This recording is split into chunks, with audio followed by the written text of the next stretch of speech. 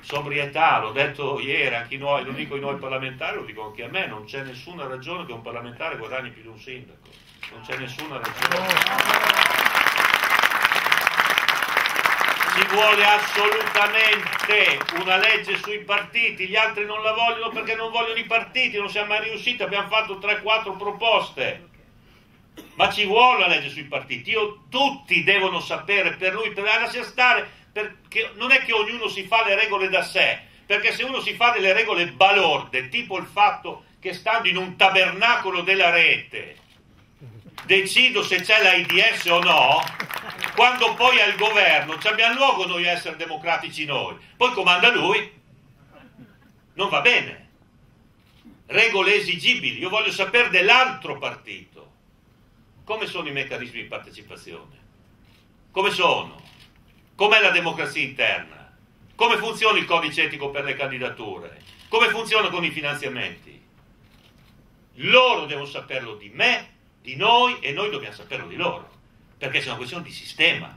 Legge sui partiti ci vuole, e ci vogliono leggi contro la corruzione. Adesso qui mi fanno tutte le polemiche, adesso continuano col Monte dei Paschi, ho già detto che adesso non torno in casa, che li sbrano se ho supero un certo limite, ma scusate un attimo, devo farmi fare le pulci della gente che ha cancellato il falso in bilancio? Oh, io sia chiaro, Monte dei Pauca, il falso in bilancio appena arrivo viene reintrodotto, e la legge sull'autoriciclaggio e tutta compagnia cantante. E assieme a questo insieme di cose da fare, io dico il grande carburante, il grande tema dei diritti, il grande tema dei diritti, della solidarietà. Noi siamo un paese che deve potersi guardare allo specchio avendo un po' senso di sé. Io stamattina sono passato all'ANFAS, questa associazione che naturalmente si occupa del tema dei disabili. Noi non siamo a posto con il tema della disabilità, non siamo a posto.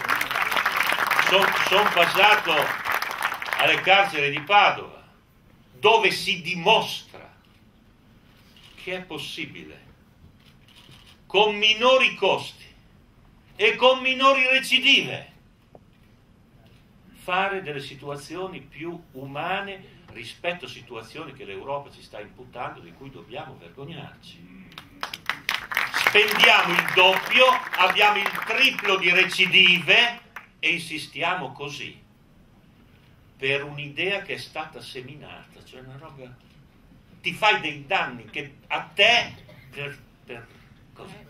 per disumanità, per venir meno di un valore di solidarietà, di umanità.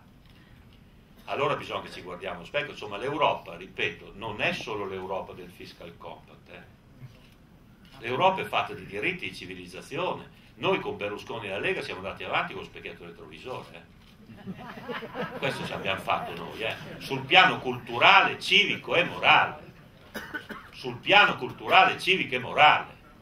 E quindi i diritti, ci sono dei diritti, bisogna rimettere in moto il tema dei diritti, che sia la parità di genere, e qualche bel colpo l'abbiamo dato, bisogna darne degli altri, che siano i diritti di un lavoratore ad avere regole di rappresentanza e rappresentatività riconosciute sul luogo di lavoro,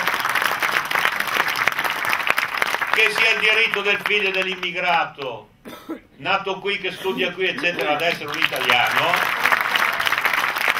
che sia il diritto della coppia omosessuale ad avere un'unione civile, come esiste nelle varie legislazioni europee, e che siano diritti più sostanziali, diritto allo studio,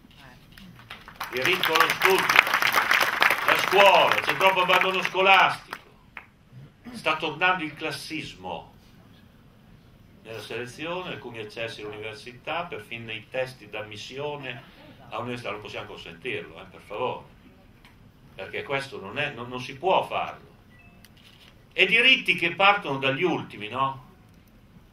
Cioè il tema della solidarietà, cioè io dico, ho detto stamattina in questo incontro all'Anfas, una cosa in cui credo profondamente, cioè attorno al bisogno anche più radicale, c'è, insieme alla sofferenza, insieme al disagio, qualche volta insieme alla disperazione, c'è comunque un accumulo di umanità, di solidarietà.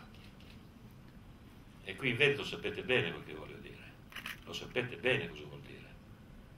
Questo, diciamo, transito di valori fra la dimensione familiare, la dimensione comunitaria, il grande sviluppo del volontariato,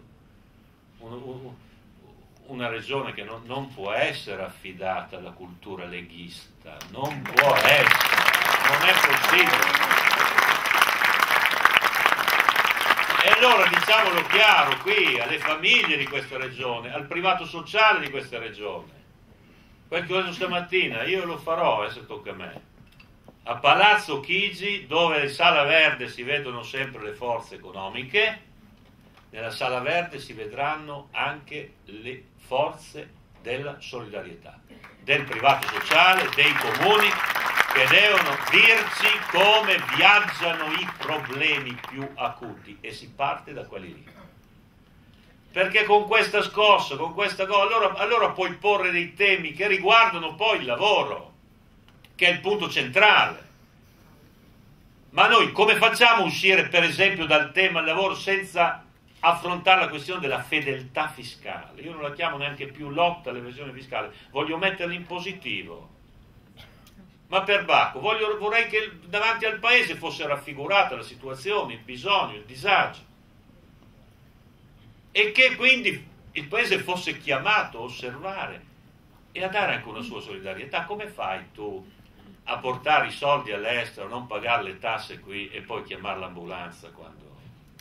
No, te la mando perché sono buono, ma non perché ne hai diritto, non perché ne hai diritto. E quindi una lotta perché ci sia fedeltà fiscale. Anche qui io sento tante, come dire, ricette, non ricette, ma guardate, non c'è mica bisogno di inventarsi niente. Noi, se vogliamo fare, come sto dicendo, una Maastricht della fedeltà fiscale, cioè arrivare 3 punti sopra, 3 punti sotto la media europea della fedeltà fiscale, che ci consentirebbe di risolvere, guardate, uno sfrombolo di problemi. Si può dirvi le cifre che fanno paura, va bene, perché Banca d'Italia calcola in 100 miliardi di euro l'evasione. Ecco, tenete conto di cosa vuol dire solo beccare un 10 o un 15% di queste cose qui annualmente, quanti problemi risolve. Benissimo. Come si fa? Come hanno fatto gli altri. È molto curioso che noi ci andiamo ad inventare delle strane cose. Noi dobbiamo andare a vedere dov'è la differenza dei meccanismi fra noi e gli altri. E alcune cose balzano all'occhio, poi ce ne saranno tante altre minori, ma ce ne sono alcune che, scusate, io lo dico, scusate, è come non vedere la mucca nel corridoio. E non la vedo. Allora, poi possiamo anche far finta di non vederla, girarsi di là, ma se la guardi la devi vedere. Ecco, allora è inutile che facciamo. Noi abbiamo una noi abbiamo date soccorso. Noi abbiamo una circolazione del contante che è 1/3 almeno in più della media europea e corrisponde un po' alla quella in più che abbiamo di nero, guardate, si scappa di tutto. Quindi, ma non con la ghigliottina il primo giorno, con un processo, 1, 2, 3, 5 anni, arriviamo lì per la circolazione del contante. E per favore le banche non pretendessero degli agi sul tema della moneta elettronica. No, siccome poi ci fanno passare anche la cosa che noi siamo amici delle banche, io vorrei sempre chiedere, scusate, ma la portabilità dei mutui chi l'ha fatta? La chiusura, apertura dei conti correnti, il massimo scoperto che poi Tremonti ha reintrodotto. A me i banchieri mi urlavano come delle aquile fuori dalla porta. E non intenderei che mentre si avvicina, per come deve avvicinarsi, una cosa che deve portarti a far circolare meno contante e quindi ha un risparmio di costi di gestione per la banca, questi facessero pagare, pretendessero anche di guadagnare, cioè questo non va bene, e quindi bisogna fare una politica così. Dice cos'altro ci differenzia dal cosa? Adesso comincia a ridursi la differenza per qualche norma, il governo Monti l'ha introdotta, ma per esempio, tipo rispetto alla Francia, la tracciabilità di tutte le operazioni finanziarie, dei movimenti bancari, eccetera, che devono essere dentro la privacy, rispetto alla privacy, accessibili al fisco, perché noi abbiamo bisogno di tirare fuori la ricchezza